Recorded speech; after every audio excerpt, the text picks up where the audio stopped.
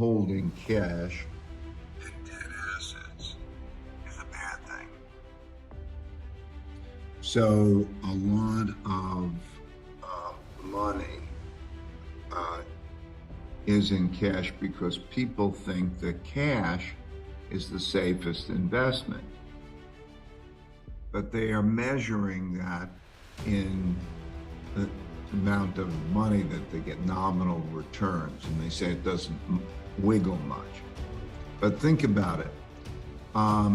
It's lost, as of the most recent statistics, 8.5% over the last, inflation is 8.5%, and they receive virtually no interest rate in cash.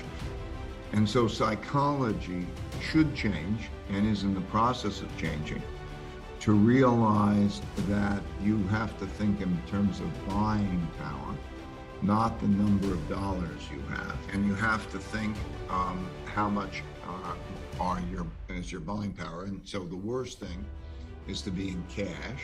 Like I say, cash is trash, and to be into and to be out of the bonds. The next thing is to have a diversified portfolio of assets. The diversification means some assets that are inflation hedge prone. For example, you're better off to own an inflation index bond than a regular bond. I think that crypto right is not, and it can be controlled by governments in lots of ways. It's been outlawed in a number of places, and it also can be monitored. The privacy element is not secure from governments doing monitoring. And the size of crypto is about the size of Microsoft. It's all crypto combined. And so to be overly concentrated in it, in my opinion, is a mistake. But to have some of it is a good thing. So the question is always what amount of it. So and other things I would say is that geographic location is important. In other words, not just all in U.S. and U.S. dollar assets. I would say that the three things that again I'm looking at if I go down countries is first, are they earning more than they're spending? Do they have a good income statement and balance sheet? This is going to be very important in the period ahead, because the amount of credit that's going to be available to bridge the gap between spending and earning, cash flows and so on, is going to be quite narrower. So a lot of companies even that were able to raise cash and not have good cash flow because of maybe growth expectations in the future will find it more difficult. That'll be true for individuals, that'll be true for countries. So does it have a good income statement and balance sheet will be important. The second is places. How are they working with each other?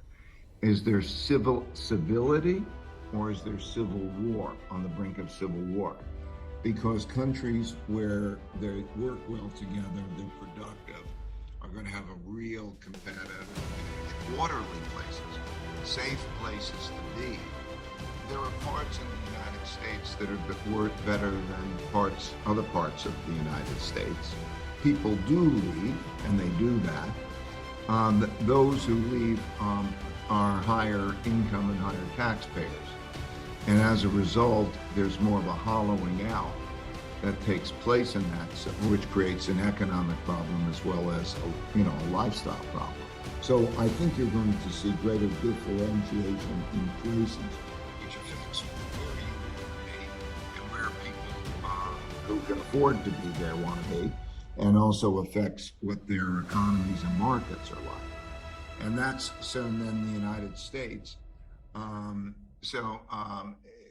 And the third element is